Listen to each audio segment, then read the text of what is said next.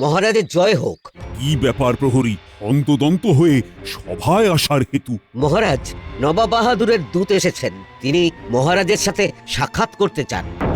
সাত সকালে কি গেরো? মহারাজ, অত ভাববার কিছু নেই। যা কিছু হবে বুদ্ধি দিয়ে মোকাবিলা করতে হবে। আপনি আগেই অত উতলা হচ্ছেন কেন মহারাজ? গোপাল একদম সঠিক কথা বলেছে। আগে নবাব বাহাদুর কি বার্তা পাঠিয়েছেন, কেন পাঠিয়েছেন, সব জানতে হবে। ঠিকই বলেছ। যাও যাও প্রহরী, নবাব বাহাদুরের দূতকে পাঠিয়ে দাও। যথা আজ্ঞা মহারাজ। সব তো ঠিকই আছে, খাজনা দিয়ে দেওয়া হয়ে গেছে, কোনো বকেয়া কিছু নেই। তাহলে কি এমন ঘটলো যে নবাব বাহাদুর দূত পাঠালেন? একটু পরেই চক্ষুকর্ণের বিবাদ ভঞ্জন হয়ে যাবে। আপনি উতলা হবেন না। ওই তো নবাব বাহাদুরের দূত এসে গেছেন। মহারাজের জয় হোক। বলো বলো দূত, নবাবের কি সংবাদ তুমি আনলে? মহারাজ, নবাব বাহাদুরের খুব মনোকষ্ট। নবাব বাহাদুর চাইছেন আপনার রাজসভায় প্রকৃত বুদ্ধিমান যেন তার কাছে গিয়ে তার সমস্যার সমাধান করেন। এই রাজ্যে আমার মতো বুদ্ধিমান আর কেউ আছে নাকি? আমাকেই তো যেতে হবে। গোপাল, কি ব্যাপার বলো তো? মানে নবাব বাহাদুরের মনোকষ্টের কারণ কি হতে পারে? সেটা তো এখন থেকে বোঝা অসম্ভব মহারাজ। এটা জানবার জন্য তো আমাদের কাউকে ওখানে যেতে হবে। এটাই সুযোগ নবাব বাহাদুরের কাছে আসা। একবার যদি নবাব বাহাদুরের মনোকষ্টের কারণটা জানতে পারি আর তার সমাধান করতে পারি, তাহলে আর আমাকে পায় কে? ঠিক আছে দূত, তুমি এখন বিশ্রাম নাও। আমরা আলোচনা করে খুব তাড়াতাড়ি আমাদের রাজ্যের প্রকৃত বুদ্ধিমানকে পাঠাবো। আমাকে এখনই ফিরতে হবে মহারাজ, আমাকে আজ্ঞা দিন। ঠিক আছে ঠিক আছে, আজ্ঞা দিলাম। তুমি সাবধানে মুর্শিদাবাদ যাও।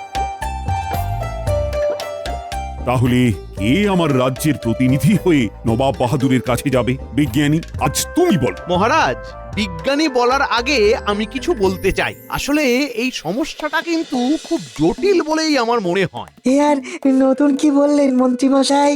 জটিল না হলে কি আর দুধ পাঠিয়ে সাহায্য চান? আমার মন্ত্রী ওরকম। আসলে সমস্যাটা কিন্তু খুব জটিল বলেই মনে হয়। যেন নতুন কিছু বলছো। বলো বলো, তাড়াতাড়ি বলো, তুমি কি বলতে চাও? আমার মনে হয় আমি মন্ত্রী মশাইয়ের কথার ভাবটা বুঝতে পেরেছি। মহারাজ, মন্ত্রী মশাই এই সমস্যাটা সমাধান করতে চান কি, তাই তো? ওরে বাবা, তুমি তো সাংঘাতিক মানুষ, মনের কথা পট করে জেনে ফেলছো। এটাই তো অভিজ্ঞতা মহারাজ। অভিজ্ঞতাই তো আমাকে পরিপক্ক করে তুলেছে। নেই মন্ত্রী মশাই, আপনি আপনার মনোবাসনা মহারাজকে জানান। হ্যাঁ হ্যাঁ, ছেড়ে কাশো। হ্যাঁ মহারাজ, আমি আপনার মন্ত্রী। আমি ছাড়া এই সমস্যার সমাধান করার মতো আর কেউ নেই। ঠিক আছে, তবে তাই হোক। কাল তুমি নবাব বাহাদুরের দরবারে চলে যাও আর সমস্যার সমাধান করে চলে এসো। যথা আজ্ঞা মহারাজ। আমি অনেক কিছুই করতে যাব, এই অপমানগুলো আমার সব মনে থাকে। কাজটা কি ঠিক হলো গোপাল? মন্ত্রীমশাইয়ের বুদ্ধির উপর আমার কোনো কালেই বিশ্বাস ছিল না, আর আজও নেই। মন্ত্রীমশাইয়ের মাথায় বুদ্ধি নেই মোটে। কুবুদ্ধি ভরা মাথা নিয়ে মুর্শিদাবাদ ছোটে। কি গোপাল, চুপ করে কেন? কিছু বলো। মহারাজ কিন্তু তোমাকে চেয়েছিলেন, তুমি গেলেই মহারাজ খুশি হতেন বেশি। কে বলেছে আমি যাব না? আমি ভেবে নিচ্ছি আমাকে কি করতে হবে। ও বাবা, গোপালের হয়ে গিয়েছে ভাবা। তাহলে কেন মন্ত্রী বাড়ালো থাবা? মন্ত্রীমশাইয়ের মনটা আমি পড়ে নিয়েছিলাম আগে ভাগেই। উনি যে প্রবল বুদ্ধি ধরেন সেটা তো দেখাতে হবে। আমি একটু দেখাবার সুযোগ করে দিলাম। আমি আবার মহারাজের কাছে যাব এবং আমি যে লুকিয়ে মুর্শিদাবাদে যেতে চাই সেটা মহারাজকে জানিয়ে আসব। লুকিয়ে মানে? ছদ্মবেশ ধরে। বাহ, এটাই তো আমরা চেয়েছিলাম। সেটা আমিও বুঝেছিলাম, তাই তো আমি তোমাদের সাথে আমার মত বিনিময় করলাম। আমি যাব, তবে গোপাল হিসেবে নয়, একেবারে ভিন্ন রূপে, ভিন্নভাবে। ছদ্মবেশ ধরে গোপাল যাবে দরবারে, মন্ত্রীমশাইয়ের কুবুদ্ধি যাবে ছাড়খাড়ে। মহারাজ, আপনাকে খুব চিন্তাগ্রস্ত দেখছি। কি হয়েছে মহারাজ? একটু অন্যরকম ঝামেলা এসে পড়েছে। কি এমন ঝামেলা যেটা মহারাজকে এতটা চিন্তায় ফেলেছে? নবাব বাহাদুরের দূত এসেছিল। নবাব বাহাদুর বার্তা পাঠিয়েছেন যে তিনি খুব মনোকষ্টে আছেন। মনোকষ্টের হেতু? সেটা উনি কিছু বলেননি, শুধু বলেছেন যে আপনার রাজসভার প্রকৃত বুদ্ধিমানকে পাঠাতে। ব্যাস, আর কি চিন্তা মহারাজ, আপনার কাছে তো গোপাল আছে, পাঠিয়ে দিন গোপালকে। ভেবেছিলাম তো তাই, কিন্তু আমার মন্ত্রীটা সবকিছু একেবারে ঘেঁটে দিল। বুঝেছি, আপনি নবাবের মনোকষ্ট কমানোর জায়গায় আরো বাড়িয়ে দিলেন, তাহলে তো চিন্তার বিষয় আছেই। রানীমা, গোপাল দাদা আপনার সাথে দেখা করতে এসেছে। নিন, আপনার মুশকিল আসান এসে গেছে। দেখুন কি বলতে এসেছে আমাদের গোপাল। দাসী পাঠিয়ে দাও। মনটা কিরকম হালকা হয়ে গেল গোপালের আগমনে। রানী, তুমি তো জানো না, গোপালই তো মন্ত্রীকে পাঠাতে বললো। নিশ্চয়ই এর মধ্যে গূঢ় বিষয় আছে। প্রণাম মহারাজ। প্রণাম রানীমা। একটা কথা নিবেদন করার জন্য আপনাদের দুজনের সাথে দেখা করতে এলাম। এই রাতে না দেখা করলে তো আর সময় পাবো না মহারাজ। তার মানে তুমি কি কোথাও যাচ্ছ নাকি? এই আমাকে একটা বিপদের মধ্যে ফেলে তুমি আবার কোথায় যাচ্ছ? কোথায় আর যাব মহারাজ, ভাবছি অন্যরকম বেশ ধরে মুর্শিদাবাদ যাব। তুমি মুর্শিদাবাদ যাবে? তবে আগে বললে না কেন? মন্ত্রীকে পাঠিয়ে দিলাম। মন্ত্রী মশাই যাক না, উনি ওনার মতো কাজ করবেন আর আমি আমার মতো কাজ করব। আমি একদিকে নবাব বাহাদুরের মনোকষ্টের কারণ জানবার চেষ্টা করব, অন্যদিকে মন্ত্রী মশাই কি করছেন সেটার দিকেও একটু চোখ রাখবো। তুমি কি পরিচয়ে সেখানে যেতে চাও গোপাল? মনোকষ্ট যখন তখন আমি মনোবিজ্ঞানী। নবাব বাহাদুরের মনোকষ্ট জানবো আমি মনোবিজ্ঞানী হয়ে। তুমি জয়ী হয়ে ফিরে এসো গোপাল। এই যে প্রহরী, গোপালকে নিয়ে খাজাঞ্চির কাছে যাও। গোপাল, তুমি খাজাঞ্চির কাছ থেকে রাহা খরচ হিসেবে 100 মোহর নিয়ে নেবে। যথাজ্ঞা মহারাজ। প্রণাম রানীমা।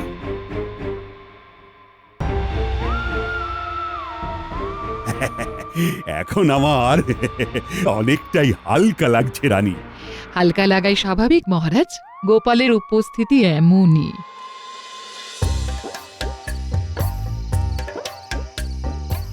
গিন্নি গিন্নি, খুব তাড়াতাড়ি খেতে দিয়ে দাও, কাল খুব ভোর ভোর যেতে হবে বুঝলে। কোন চলে যাবে শুনি?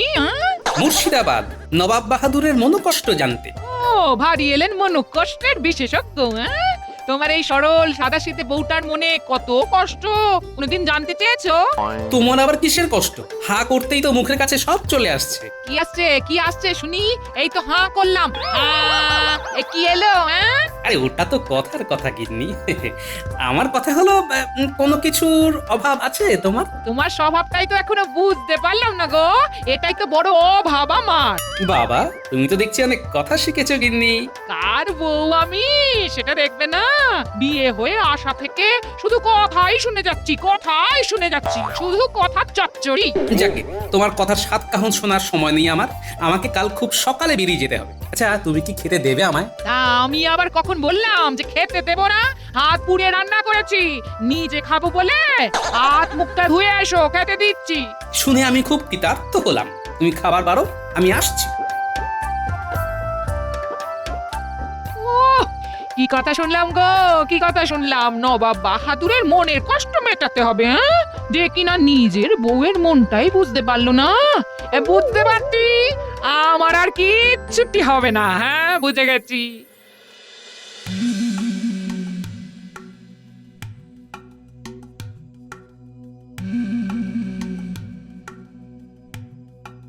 জাহাপনা, দেখুন দেখুন, ভালো করে দেখুন, আপনার বয়স কি দ্রুত বাড়ছে। কাল অবধি আপনার দুটো দাড়ি পাকা ছিল, আজ আবার একটা দাড়ি পেকেছে। এর মানে কি বুঝছেন জাহাপনা? এর মানে আর বুঝতে হয় নাকি? আমি খুব দ্রুত বুড়ো হয়ে যাচ্ছি। তোমার কড়া চুল পাকলো বেগম? ওই একটাতেই থেমে আছে জাহাপনা, আমার বয়স থেমে গেছে, আর বাড়বে না। আর আমার বয়স বেড়েই চলেছে। না না, বয়সকে বাড়তে দিলে হবে না। পাকা দাড়িকে এবার কাঁচা করব। ও, কালো রং করে কাচাবেন জাহাপনা? তাতে কি? আমি তো আপনার আয়না। আপনি যতই কাঁচান আমার কাছে আপনি বুড়ো। আর আমার একটা চুল মোটে সাদা, এক ঢাল কালো চুলের মাঝে, আর আপনার তিনটে দাড়ি পেকেছে। যেভাবে এগোচ্ছে খুব শিগগির আপনার পুরো দাড়ি কালো থেকে সাদা হয়ে যাবে জাহাপনা। আর কাটা ঘায়ে নুনের ছিটে দিও না। যেদিন আমার একটা চুল আপনি পাকা দেখলেন তখন আমাকে কি বলেছিলেন জাহাপনা? ভুল হয়ে গেছে, গোস্তাকি হয়েছে। সেদিন আমাকে বুড়ি হয়ে গেছে বলে টিপ্পনি করেছিলেন, আর আজ দেখছেন তো আপনার গুনাহের সাজা কেমন উপরওয়ালা দিচ্ছেন। প্রতিদিন প্রতিদিন আপনার একটা একটা করে দাড়ি পাকছে জাহাপনা। না, বেগমের সামনে থেকে আমার চলে যাওয়াই উচিত। আমি চললাম। উজির, উজির, আমি খুব দ্রুত বুড়ো হয়ে যাচ্ছি, আমার কি হবে? এ তো ভারী অদ্ভুত ব্যাপার, প্রতিদিন ঠিক একটা করে দাড়ি পাকছে কেন? সেটাই তো বুঝতে পারছি না। কত হাকিম বৈদ্য এলো, কেউ তো কিছুই করতে পারলো না। বুঝলে উজির, এসব গুনাহা, পাপ। জাহাপনা, কৃষ্ণনগর থেকে মন্ত্রী মশাই এসেছেন, আপনার সাথে দেখা করতে চান। কৃষ্ণচন্দ্র কি মাথা খারাপ হয়ে গেল? আমি বললাম সবচেয়ে বুদ্ধিমান লোককে পাঠাতে। মহারাজ মনে করেছেন মন্ত্রী মশাই খুব বুদ্ধিমান। পাঠিয়ে দাও, পাঠিয়ে দাও। আমার মনোকষ্ট না কমাতে পারলে মন্ত্রীকে কারাগারে নিক্ষেপ করব। সেলাম জাহাপানা, শুনলাম আপনার খুব মনের কষ্ট। তাই কষ্ট লাঘব করতে এলে, তাই তো? দেখি তুমি কেমন আমার কষ্ট লাঘব করতে পারো। আপনার মনের কষ্টটা আমার কাছে বলুন। কিছু বুঝতে পারছো না তো জাহাপানা। বলি, চোখের কি মাথা খেয়েছো? আমার 4টে দাড়ি যে পেকে গেছে সেটা দেখতে পাচ্ছ না? পাচ্ছি, দেখতে পাচ্ছি, পাবো না কেন? কুচকুচে কালো এক রাশ দাড়ির মাঝে 4টে ফুটফুটে ফর্সা দাড়ি। ভরসা? মন্ত্রী, তোমাকে তো আর এক মুহূর্ত ভরসা করতে পারছি না। উজির, মন্ত্রীকে কারাগারে নিয়ে যাও, বলে কি না ফর্সা দাড়ি। আমার অপরাধ নবাব বাহাদুর, আমি তো সাদা দাড়ি বলিনি, বলেছি ফর্সা। উফ, আবার আমার দাড়ি নিয়ে কথা বলছো। উজির, একে কারাগারে নিক্ষেপ করো। প্রহরী, প্রহরী! হুকুম জাহাপনা। এই মন্ত্রীকে কারাগারে বন্দি করে রাখো, নিয়ে যাও। নবাব বাহাদুর, আমি আর ফর্সা বলবো না, এবার থেকে সাদাই বলবো। আসলে দাড়ি তো সাদাই হয়। আবার আমার দাড়ি নিয়ে কথা বলছে। এই প্রহরী, দেরি করো না, নিয়ে যাও।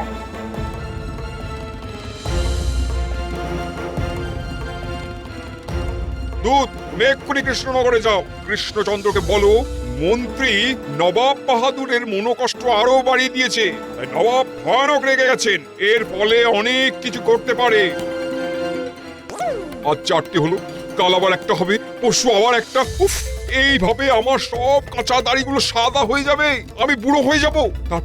তারপর একদিন উপরওয়ালা আমাকে উপরে টেনে নেবেন। হায় হায় হায় হায় হায় হায়, কেউ নেই যে আমার এই মনোকষ্টকে লাঘব করতে পারবে।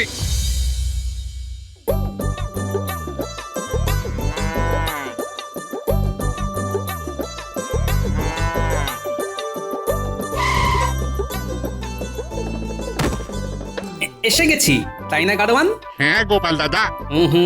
এখন আর আমায় গোপাল দাদা বলে ডাকবে না, এইখান থেকে আমায় ক্ষেত্রপাল বলে ডাকবে। আমি এখানে বিশেষ কাজে এসেছি, বুঝলে? ঠিক আছে, তুমি যা বলবে। তুমি এইখানে গাড়িটাকে রাখো, গরুটাকে জল টল দিয়ে খাবার দাও। এখানে কি আমাকে কিছুদিন থাকতে হবে? হ্যাঁ গাড়োয়ান ভাই, এখানে তোমাকে কিছুদিন থাকতে হবে, বুঝলে?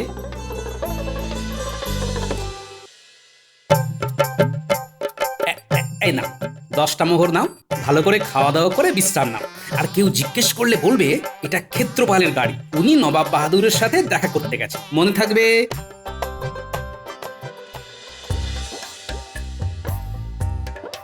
গোপাল এতক্ষণে পৌঁছে গেছে। হ্যাঁ, এটাই স্বস্তির খবর যে গোপাল মুর্শিদাবাদে পৌঁছে গেছে। মন্ত্রী মশাইও ওই একই বিষয় নিয়ে নবাবের দরবারে গেছেন, এতে কোনো জটিলতা হবে না তো? না, গোপাল তো আর গোপাল হয়ে যাচ্ছে না, গোপাল যাচ্ছে ভিন্ন নামে, ভিন্ন পরিচয়ে। সালাম জাহাপনা, কৃষ্ণনগর থেকে ক্ষেত্রপাল নামে এক ব্যক্তি আপনার সাথে দেখা করতে এসেছে। কৃষ্ণনগর থেকে? কি কারণে উনি জাহাপানার সঙ্গে দেখা করতে চান? উনি জাহাপানার খবর শুনে জাহাপানার সাথে দেখা করতে এসেছে। আমার খবর শুনে পাঠিয়ে দাও। জয় হুকুম জাহাপনা। একে আবার কে পাঠালো? শোনো উজির, এরা যদি আমার মনের কষ্ট না কমিয়ে আরো বাড়িয়ে দেয়, তাহলে কিন্তু সোজা শুলে ছড়িয়ে দেবো, এটা এবার জানিয়ে দাও। জয় হুকুম জাহাপানা। জাহাপনার জয় হোক। তুমি কে? আমি ক্ষেত্রপাল, আমি মনোকষ্ট বিশেষজ্ঞ। আপনার মনোকষ্ট আমি লাঘব করতে এসেছি। আমার মনোকষ্ট যদি কমাতে না পারো তাহলে তোমাকে কিন্তু কারাগারে পাঠিয়ে দেবো। তোমার রাজ্যের মন্ত্রীকে পাঠিয়ে দিয়েছি। আপনার কষ্ট লাঘব হলে মন্ত্রীকে ছেড়ে দেবেন তো জাহাপনা? আগে আমার কষ্ট লাঘব করো, তারপর সব কথা। এবার বলুন আপনার মনোকষ্টের হেতু। এই দেখো, কি দেখতে পাচ্ছ? ঘন কালো একগুচ্ছ দাড়ির মাঝে মাত্র 4টি পাকা দাড়ি। এটাই আমার মনোকষ্টের কারণ। প্রতিদিন একটি একটি করে দাড়ি পাকছে। প্রতিদিন একটা একটা করে দাড়ি পাকছে, এ তো বড় আশ্চর্যের কথা জাহাপনা। অথচ আমার বেগমের একটা চুল পেকে আছে, একটা থেকে দুটো হয়নি। অথচ আমার প্রতিদিন চুল পেকে যাচ্ছে। এটা কষ্টের নয়? কি গো বলো, তুমি বলো। এটা তো অবাক কাণ্ড। প্রতিদিন নবাব বাহাদুরের দাড়ি পেকে যাচ্ছে, এরকম তো হয় না। না, একটা কিছু ব্যাপার আছে জাহাপনা। ব্যাপারটা খুব গোলমেলে। এইরকম ভাবে তো দাড়ি পাকে না। তাহলে আমার তো বুক ঢিপঢিপ করছে।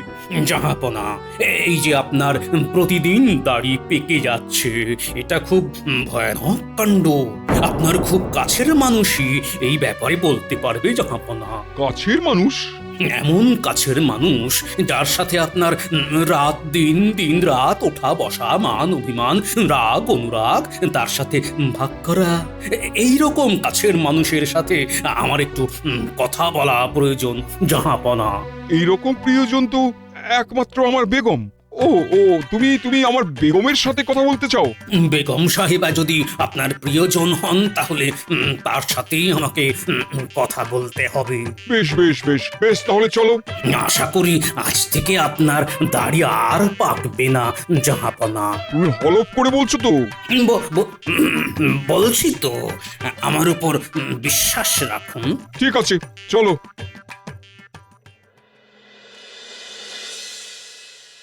কি ব্যাপার প্রহরী? নবাবের দূত আপনার সাথে দেখা করতে চাইছেন।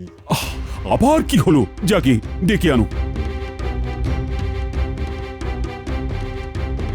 মহারাজের জয় হোক। বলো বলো দূত, কি খবর? নবাব বাহাদুর এখন কেমন আছেন? জাহাপানার মন আপনার মন্ত্রীর কথা শুনে আরো খারাপ হয়ে গেছে মহারাজ। নবাব বাহাদুর খুব রেগে গেছেন। এটা বলবার জন্যই আমি এসেছি। আমার বলা হয়ে গেছে, এবার আমি চলে যাব। আমার মন্ত্রী আবার কি বিপত্তি ঘটালো? দেখলে দেখলে মন্ত্রী আমার কোনো জায়গায় গিয়ে একটু ঠিক কাজ করে আসতে পারে না। এখন গোপালই ভরসা।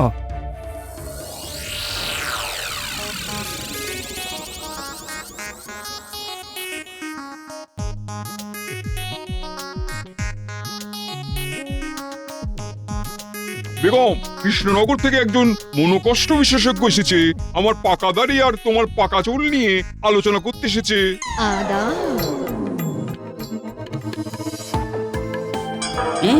আমি যা ভেবেছি তাই। ডান হাতের তর্জনীতে সাদা রং লাগা। ধরে ফেলেছি বেগম সাহেবা। সেলাম বেগম সাহেবা। বেগম, এই ক্ষেত্রপাল যা জিজ্ঞেস করবে ঠিক ঠিক জবাব দিও কিন্তু। ঠিক আছে জাহাপনা, বলো তুমি কি জানতে চাও? জাহাপনার 4টে পাকা দাড়ি দেখে আপনার খুব আনন্দ হচ্ছে, তাই না বেগম সাহেবা?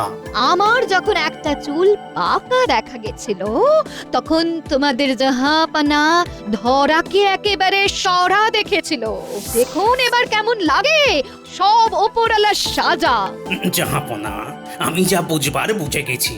আপনার এই সাদা দাড়ি 1 মাস পরে আবার কালো হয়ে যাবে। তাই নাকি? তুমি সব বুঝে গেছো ক্ষেত্রপাল? বাবা বাবা। হ্যাঁ, আরেকটা কথা মাথায় রাখবেন, ভুলেও এই 1 মাস এই ঘরে রাত্রি বাস করবেন না। আপনি একদম একা একটা ঘরে দরজা বন্ধ করে শুয়ে থাকবেন জাহাপনা। এই রে, এই লোকটা কিরকম উল্টে পাল্টে দিল। আসলেই সব সমস্যার সমাধান হয়ে যাবে? হ্যাঁ জাহাপনা, আমি এবার খুলে সব কিছু বলি। হ্যাঁ হ্যাঁ হ্যাঁ, সবকিছু খুলে বলো। বেগম সাহেবা, আপনার ডান হাতের তর্জনীতে সাদা রংটা কিসের? সাদা রং?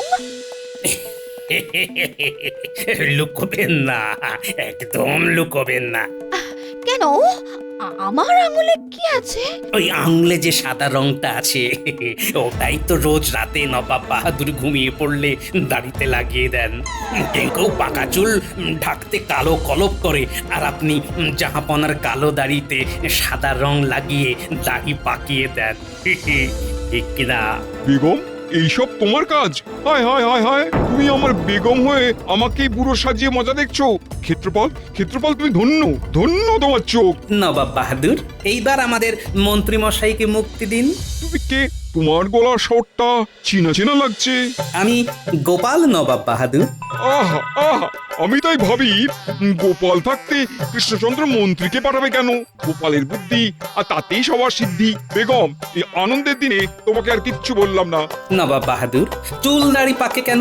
অভিজ্ঞতায়। যত বেশি অভিজ্ঞ হবেন তত বেশি পাকবেন, পুরো গাছ পাকা মিষ্টি আমের মতো জাহাপনা।